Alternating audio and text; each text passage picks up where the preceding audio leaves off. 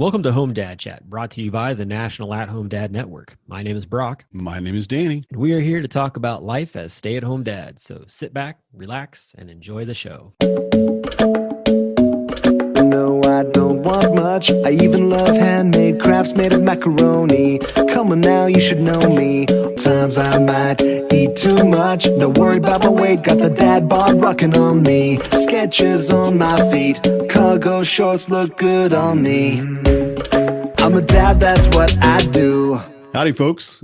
Just me today. Brock is out sick with the stomach bug. He sent me a text about 10 minutes before we got ready to record and just said, nope, not going to happen. So, Brock, we hope you get better very quickly, buddy. I think we all understand how the stomach flu is. But to our great benefit, we have the one and only Melissa Davidson here with us today. And those that listen to the show regularly, we did intro her a couple of weeks ago. And that was just like a buildup. We wanted you to wait to really get to the event. No, we had a scheduling snafu. And as we're all parents, we absolutely get that. So, Melissa, welcome. Thank you, Danny. I'm so excited to be here. I'm sorry that Brock is suffering with stomach flu. Have been dealing with it in our house too. So I am very sympathetic and definitely shouting out well wishes to Brock. But I'm so excited to be here with you. Yeah. I was so glad to hear you're coming back. And for those who don't know, Melissa was one of our presenters for Milwaukee, had an amazing, interactive, inventive, very, very beneficial presentation where we still have members talking about it.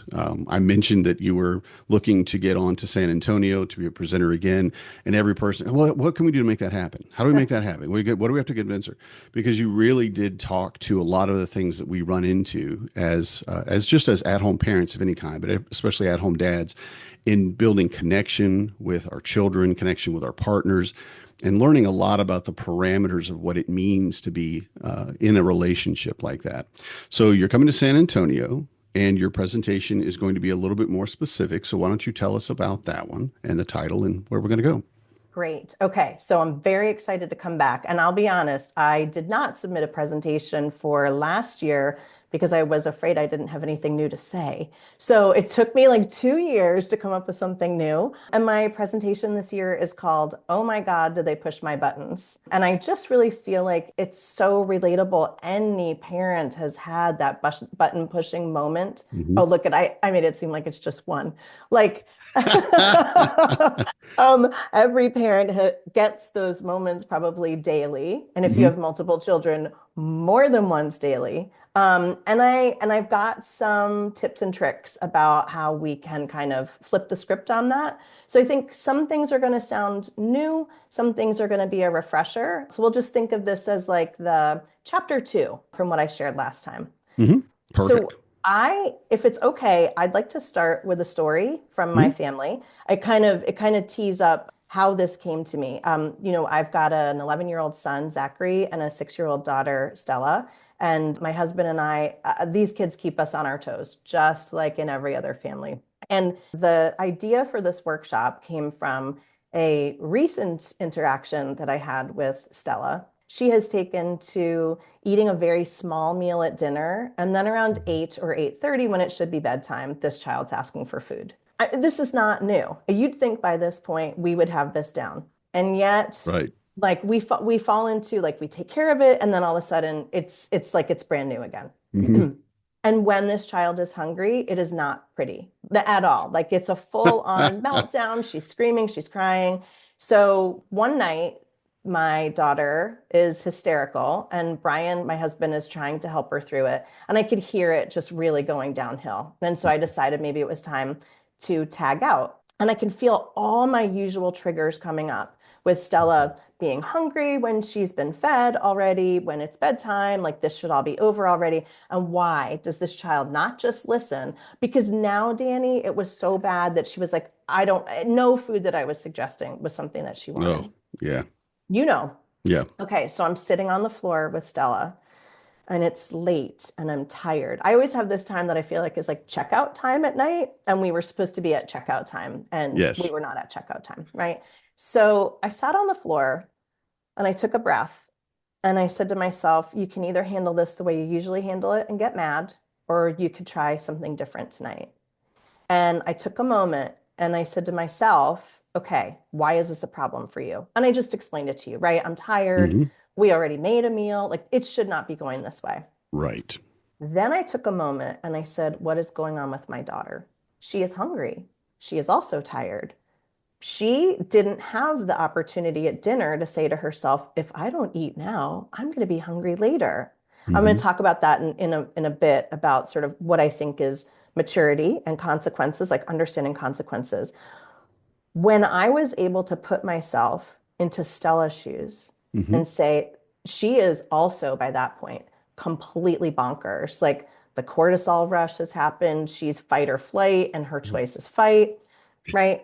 Yeah. All of this is going on. And I said, my job is to hold peace for her right now. My job is to hold calm for her right now. I'm going to give her simple choices, and I'm with her until this is done. And I really locked in with her. And That's I'm not going to amazing. say it was magic, but the result was different Hmm. than what we usually have. And I would say, I'm going to say like 10 or 15 minutes, like the hysteria continued for 10 or 15 minutes. And then she took a breath and she was like, okay, I'll have goldfish. Okay, so in my mind, we could have avoided that whole We could thing just, yeah, you could have just in a said million ways. that. 30 She minutes ago, you could have she said could this. have chosen that, right? She could have chosen it. So I had this like, okay, look, I chose to show up differently. And what Hmm. I did differently this time was I tried to think about, where is Stella coming from? I think it's been about a year and a half since I read something that was kids do well when they can. And for some Oh, reason in this moment, Stella couldn't do well. right. Yeah. She, I'm sure, would have wanted to. I'm guessing my child was not sitting around for the 30 minutes prior to asking for food, saying, I can't wait to see how I can mess with them tonight. Wait until my mom and dad start freaking out. It's going to be awesome. Right. I don't think that Right. That happened. probably did not happen. No. So I've been trying to really think through this concept. Kids do well when they can. And I Hmm. think that changes so much. Okay, you have 4 kids. So Hmm. you know not everybody behaves the same way. Everybody's got their own personality. You Right. have to parent differently for each child, even though like you've got great tools because you've been doing it for so long. Everybody has their own thing that they're coming with based on their personality, based on their age. And you and I have had some great conversations too about some chronic things that could be going on. Hmm. Are you dealing with a child who's got some kind of neurodivergence issue, a mental health issue, a chronic illness? I can give you every piece of information that I know about ages and stages for typical development. And then there's this whole other piece that comes in, right? About, Right. but my kid doesn't fit that mold. Mm-mm. And I'm kind of done with the mold, honestly. Hmm. But so what do I know about Stella? Right? In that moment, Right. what do I know about my kid? I know she's been dealing with a lot of anxiety. That's part of this. I know that she's 6 and control is a thing. I know, like I said before, she has no ability to say in a moment where she's making a decision, not no ability, but very little ability to say, if I choose this now, the result is going to be this later. Yeah. So here we are. Hmm. We're sitting with a kid, and I can either yell till I'm done, or I can choose to hold some calm with her and hold a boundary with her, right? We're not, she could say she wants candy. Candy's not happening at 8:30 at night when she needs Right. to go to bed. I can Yeah. still hold a boundary, which is we're going to pick, like, here's your 3 things you have to choose from. And I can choose to sit and calm with her or hold the calm Hmm. because she's not calm, but I can choose to bring the calm back to the situation as Yeah. best I can. So that's my story. And you've kind of heard a few things in there that have kind of been themes for me that as I've been talking with other parents, I can, you're nodding along with this. It's Oh, all very absolutely. Yes. relatable, Absolutely. and so what do we do next? We know these things. What do we do next? Hmm. So you want me to keep going? You want me to tell you what we do Well, next? I want to say, actually, Yeah. that's up to you because I don't want Okay. you to give your whole presentation away, of Oh, course. But right, I, right. I think we should at Mhm. least give hints because there are Yeah, parents right now, they're going, okay, how did you do that? right. Because the maturity and the compassion and honestly, at the end of the day, the patience that it Mhm. takes to stop and say, wait, my job as the parent is, as you said, is to hold calm, to hold that calmness and to understand what my child needs in that moment. I know for me, my kids, they probably do it every night. They will just say, "Oh, I'm hungry." Okay, cool. So bedtime is 9:30 for my younger kids. So at 8:30 then we're going to get a snack because you're not coming at me at 9:30. I'm like, "Okay, time to go to bed, go brush your teeth, brush your hair, yada yada." And oh, I'm hungry. Oh no. See, that's just not going to work because I can't tell you no. I can't send my kids to bed hungry. I mean, I can, of course, but that's just awful. And growing up without having enough food myself, I'm like, yeah, I know what it's like. You're not going to be able to go to sleep. You're going to just lay there and grumble and cry. And this is the worst thing for you. But at that moment, having the patience to do anything other than yell at my kids, it almost seems like the Mount Everest of parenting, but it is possible. And I love to hear that example from you because I know you are a very wise and mature parent. You've got your two kids and they have a lot of their own little, blips on the radar and issues and what have you, but you handle those so very well. So I love to hear that you did that. And I think that's something that we can all think about. But yeah, I think we need to know a little bit at least about, all right, well, then how do I do that? Where do I move forward from here? So all you. Okay. Well, one thing that I want to say that you touched on when you talked about your personal experience as a child and knowing the feeling of going to bed hungry. Hmm. People who have heard me speak before know that a big thing I talk about is values. It Yes. is the blueprint for how we show up to everything we do. And, we're often triggered by something that runs counter to our values. So Hmm. not only do you have that compassion, and compassion, again, people who were with us in Milwaukee know Hmm. that I talked about values. And then I talk about 4 C's for connection. So having clarity about your values, having consistency in how you're going to how you want to show up for things, Hmm. having confidence to show up the way you'd like to, and then having compassion for yourself and your kids. You zeroed right in on that compassion.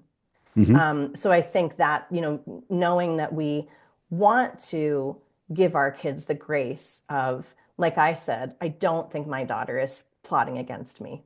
Yeah. I'm guessing your children at 9 o'clock or 8:30 at night are also not plotting No. against you.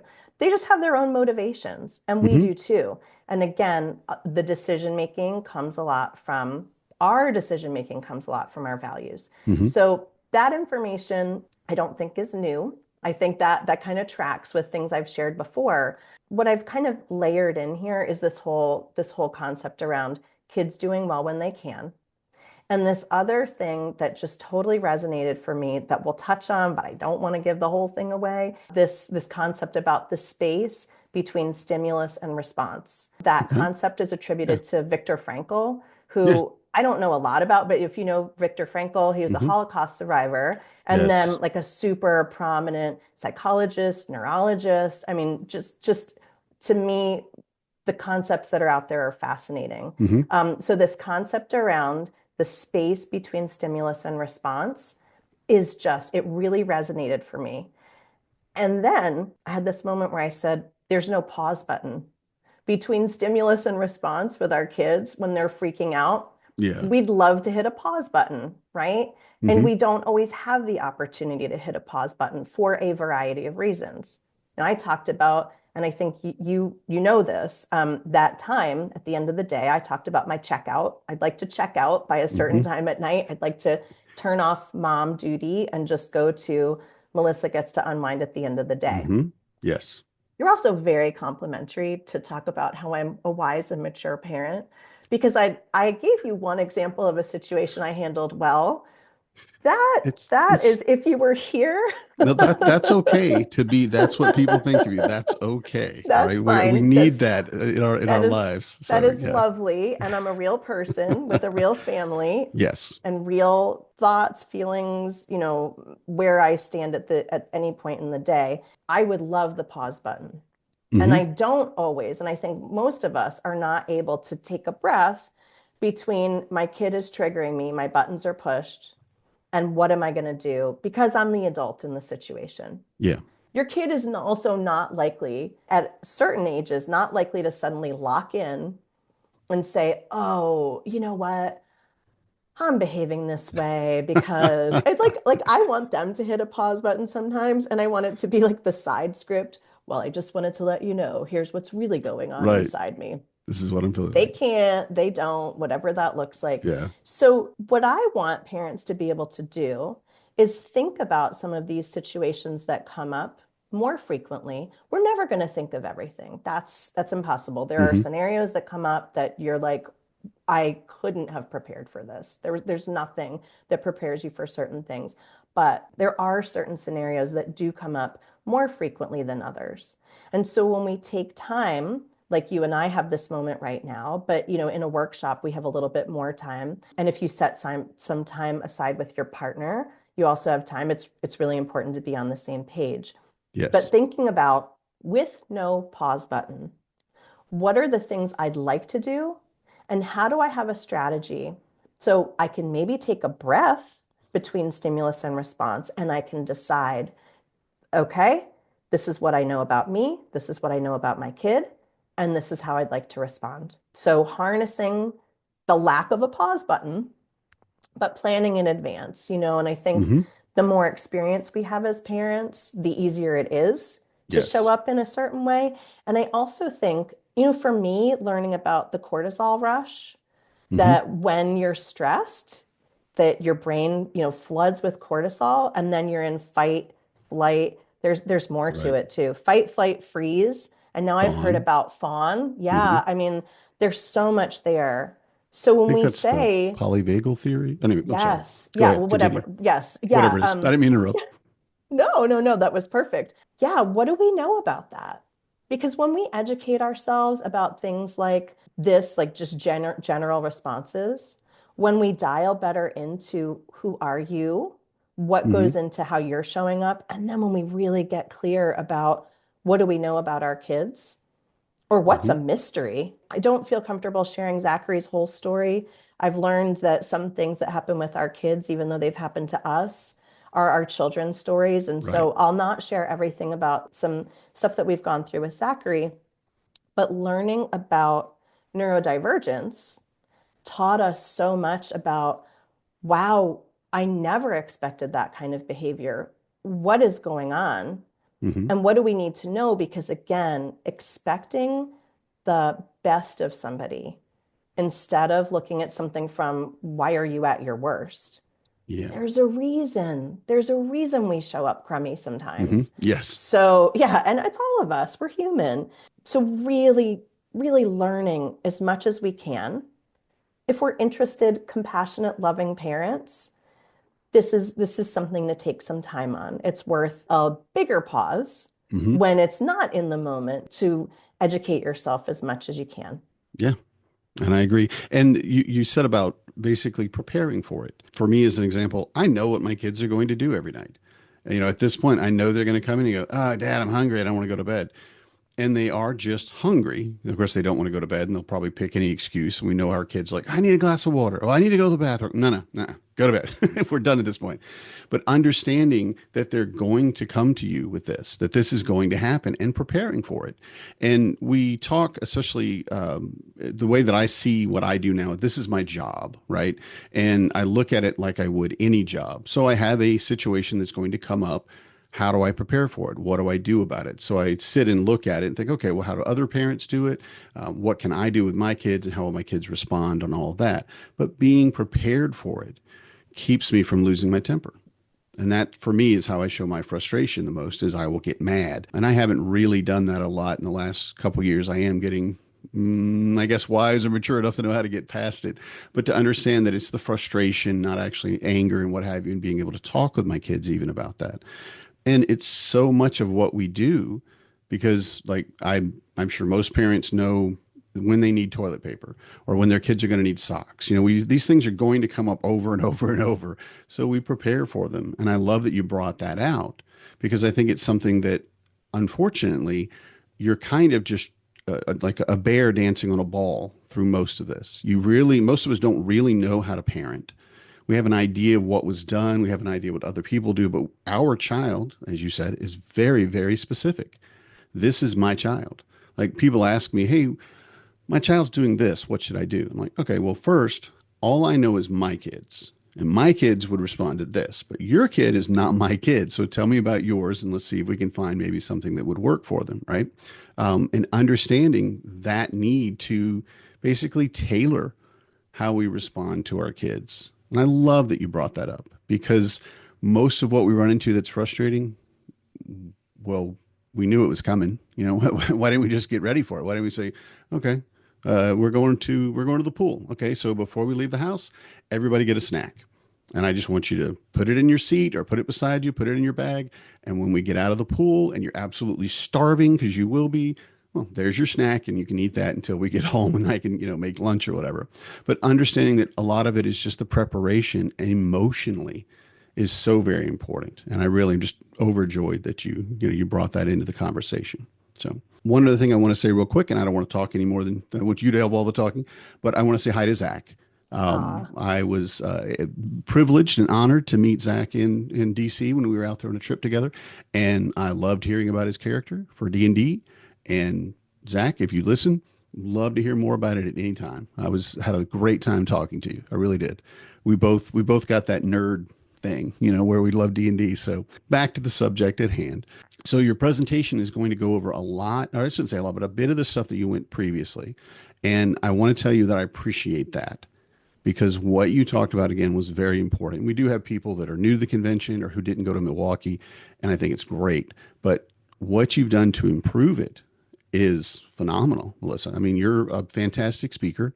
I think you have just a very conversational quality, and you're looking for what the audience needs. And I think everybody in San Antonio is going to love whatever you bring to the table. Seriously. Oh, Danny, you have to stop because I'm going to Pressure. have to be here every Pressure. Wednesday now to get my fill of the ego boost. Because I am going to go through the rest of the day thinking I'm just the greatest thing since sliced bread. And You have two kids. It won't be all day. no, in They'll fact, it come and probably cut your won't even legs. be for an hour.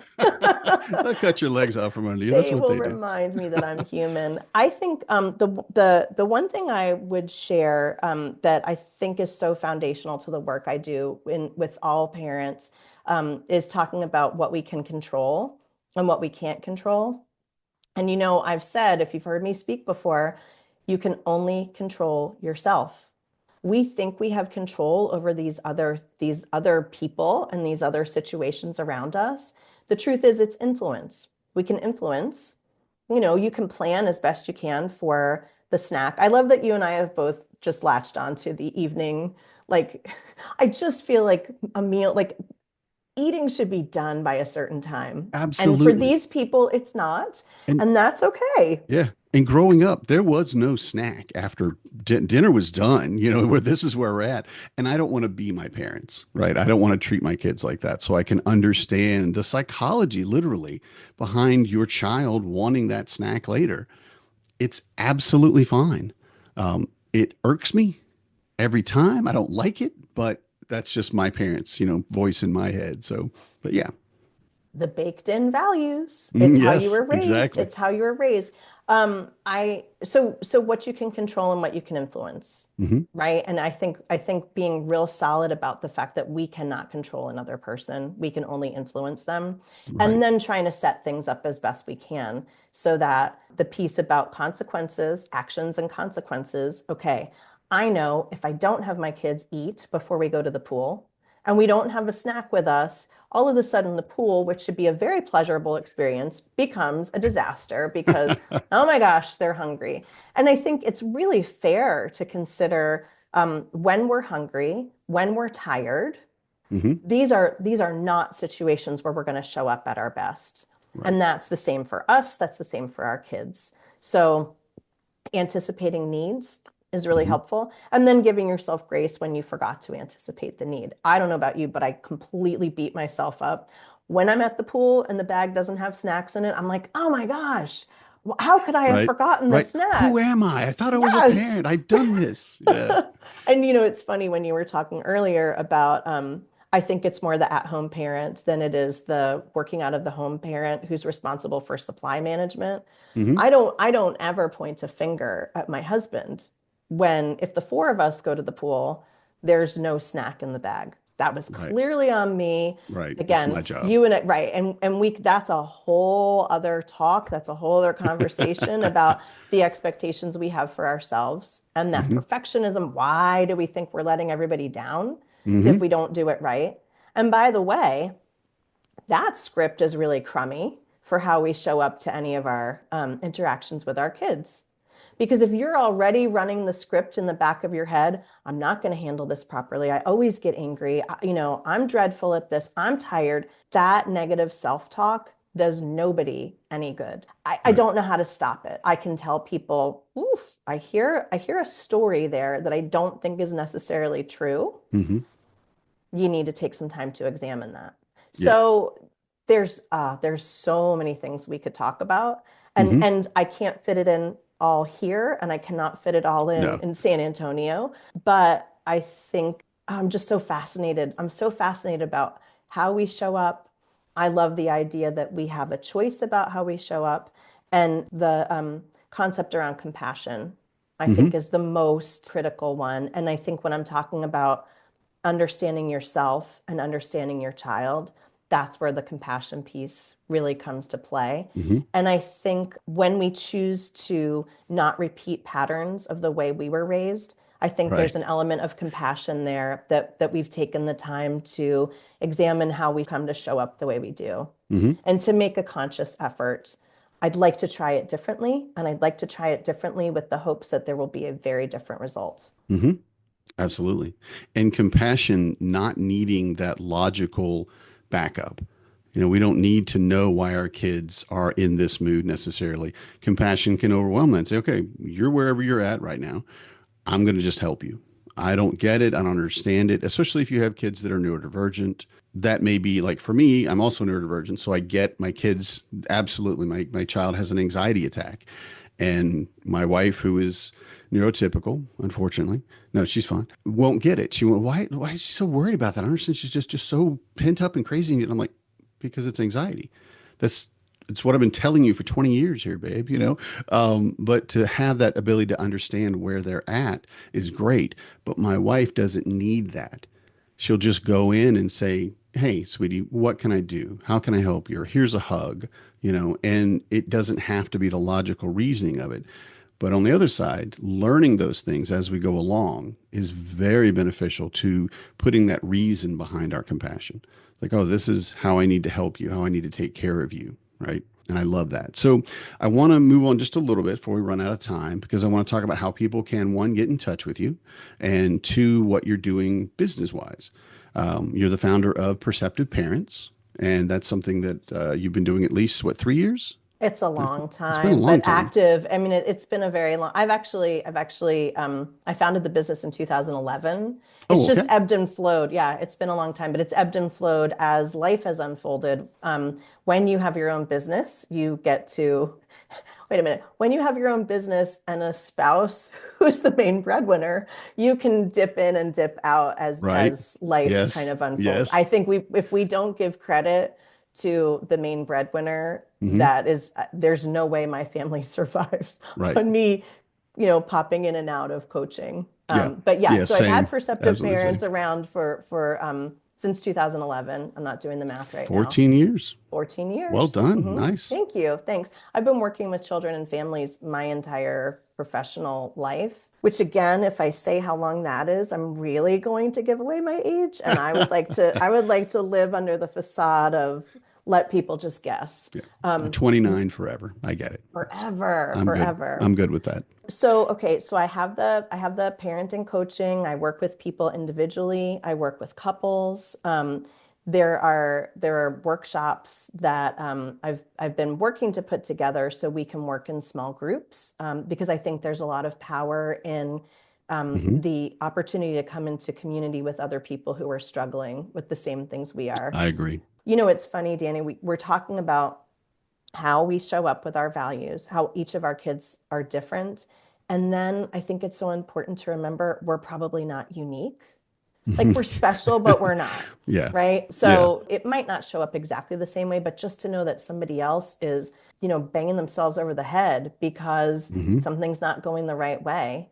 I think there's Right. something so cathartic about that. And we have so much to learn from one another. So right now, the most information that I have is on my webpage, which is perceptiveparents.com. Hmm. I'm reachable at Melissa at perceptiveparents.com. Can't make it any simpler than that. I am in the process of starting a YouTube channel and a Substack. Hmm. Great. I don't know what you call Substack besides a Substack. Hoping to put out there some videos Hmm. so that it's sort of a better connection, quick like reels.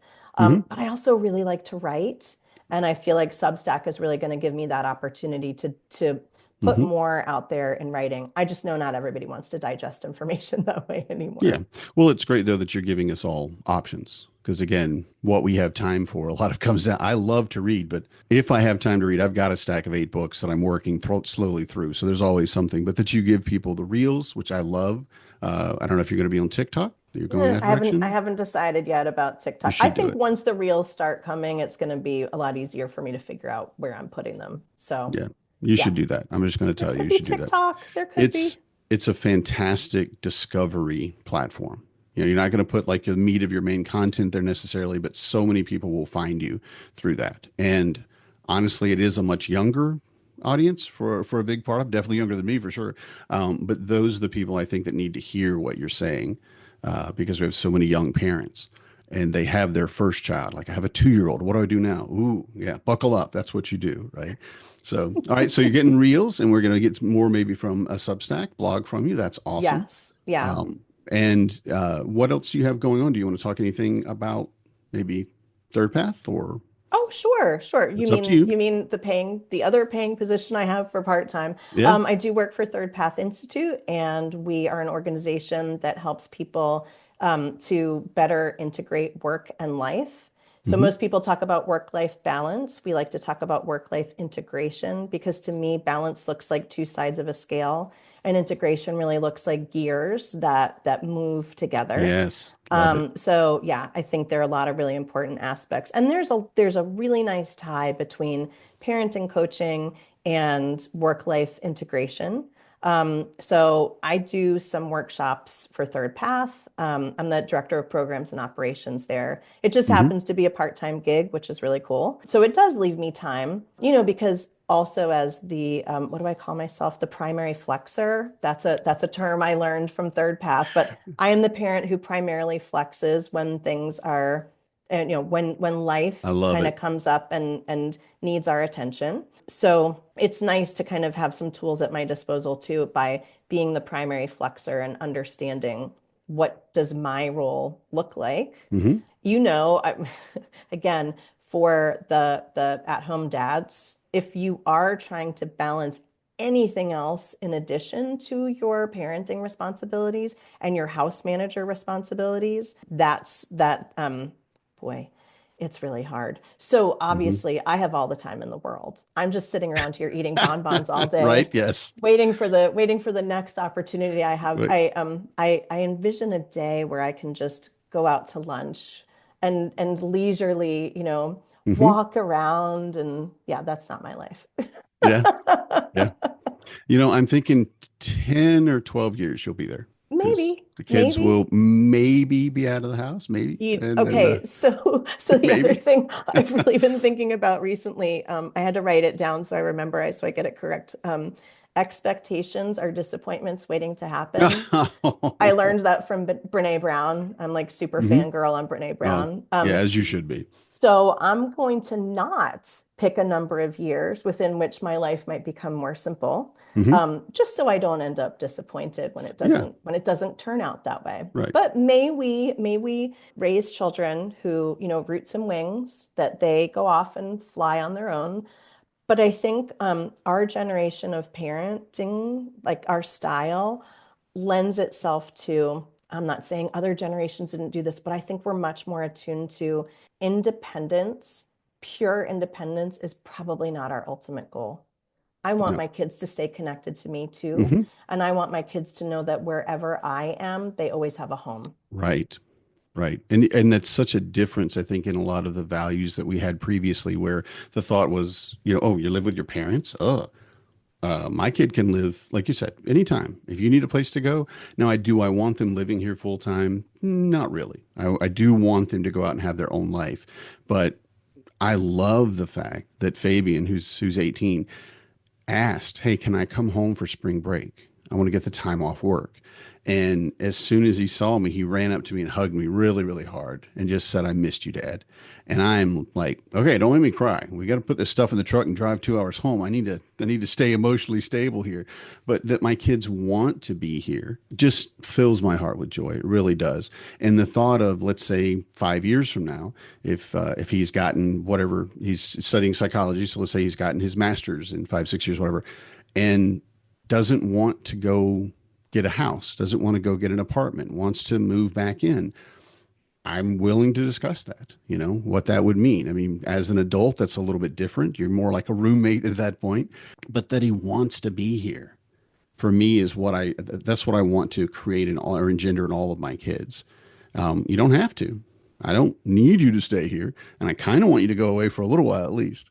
But having that relationship where you know that you can always go back to that stable base. And I will say, for me, fatherhood has always been like that, because when I first started as a dad, I tried to differentiate between motherhood and fatherhood. And in hindsight, that's kind of ridiculous. In the end, the overall general, it's all kind of the same. And we're kind of looking just for the same things, have the same goals. But a lot of times dads are like at a playground or playing, there's a tree to climb, and the dad will sit and he's basically, "Okay, I'm right here. That's a tree you want to climb. You got to be careful. The limb might break, you might fall, you might get hurt." And then you sit as a dad and let them go do that, and you have that opportunity to know the dangers and to have this stable, safe foundation you can come back to if you do get hurt, right? And that's how I view my kids going out into the world. These are the dangers you'll see in the world. These are the things you're going to run into. We're here. We're right here. We're here if you need to come back, if you need to move back in, if you just fall down and get hurt and want to come over and have a meal or to have a cry or whatever you might need, that we're still there as that stable foundation in our kids' lives. And I think that's far more important than being able to say, "Well, my son bought a house this week," or whatever, financial movement he made to make his life a little, I guess, quote unquote, better. I like the idea that we operate better in community. Humans started out in tribes. And I think there was, again, a definition of success a few decades ago was, how do you stand up on your own 2 feet? And Mm-hmm. what do you do independent? Because I'm so independent, I don't need help from anybody else. And I think if that's your definition of success, great. I'm not going Mm-hmm. to judge that. That's a way that some people choose to live. In our family, a goal that we have, that you and I are share here for our families, is that desire to feel like, I'm always here for you. Mm-hmm. Do your thing and define Yeah. success the way you'd like to define success. And please know, I love the song, Ain't No Mountain High Enough. Mm-hmm. And we've been singing a lot lately in our house when we're in the car. We have a feel good mix, and that song's on our feel good mix. And like, I want to touch my children. I want to put a hand on a knee and be clear, like, ain't no mountain high enough, ain't no Right. valley low enough, ain't no river wide enough to keep me from getting to you. Mm-hmm. Right. I will do everything I can every time I can to be there. And I think that to provide that kind of foundation for our kids, what a gift. Again, that's a choice that our families are making. I just put you in the same boat as me. Mm-hmm. But that's a choice that our families are making, and that's one that's right for us. And I do think there's so much importance. I acknowledge my way is not necessarily the right way. My way, our way. I'm parenting with my husband. Our way is what's right for our family. Right. And I'm going to just put in a little plug. That system I have, Choose Your Boundaries, is intended, while there's a framework, the intention is for you to figure out what's right for your family. I cannot Mm-hmm. stand a parenting book that tells you it's this way or you've done it completely wrong and you've Right. totally messed up your kid. Right. When I designed Choose Your Boundaries, which is easily located on my website, it's like all over the website, so easily located, I designed it with this concept in mind that every family is different and you need to do what's right for your family. Hmm. I can give you, again, tips, tricks, hacks, whatever. I think we all have the answer about what's right for our family inside us. And it just takes Right. some work to figure out what that is. Hmm. It's fantastic. Melissa, again, thank you so much for being here. We're about out of time. So can't wait to see you in San Antonio. And I encourage everybody that's coming to the convention to go find you and just take a moment to talk to you if they can, because truly you have so much wisdom to give. And as parents, we're always looking for good advice, I will say. I would take it any day of the week because I still don't know what I'm doing. Oh, you're doing better than you think. Sorry, one I'm better last than I plug. was. Oh, Yes. you're better than you were yesterday. Yeah. We Or all are, 15 years right? ago. I'm definitely better than that guy. But If one more plug. anybody after hearing this is saying, wow, I would like some time with Melissa and I would like it right away, I do 30-minute free consultations, and you can find a spot on my website to go ahead and sign up for one. I clearly enjoy this, Hmm. and I'm happy to share anything I can anytime. Wonderful. Awesome. And we will have all of your information in the show notes so that we can make sure that anybody that does want to get in touch with you. And before we end, I want to say if anybody wants to get in touch with our show, we are podcast at homedad.org. And any of us who know us personally, you can reach out on Messenger or whatever means you might want to.